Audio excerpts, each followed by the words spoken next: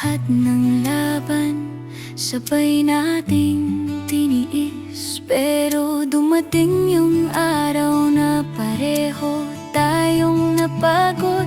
Pareho nating naramdaman na may kung anong nalusaw at naubos. Kaya kahit masakit, nagpasya tayong lumayo.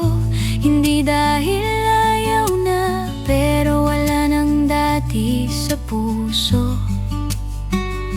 Walang sisihan, walang may kasalanan sa ating dalawa. Pero bakit ganito? Bakit parang mas masakit? Kasi sabay nating binitawan ng tayo. Ngayon pag nakita tayo, pareho tayong umiwas.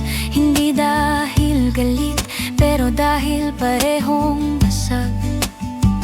Sinubukan nating maging okay, sinubukan nating hawakan, pero minsan kahit mahal, kailangan ng pakawalan. Kaya heto tayo, magkalayo pero parehong sugatan.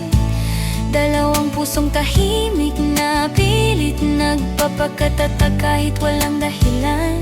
At kahit sabay tayong bumitaw para hindi na mas lalo pang masaktan, tayo pa rin ang kwentong hindi kayang kalimutan.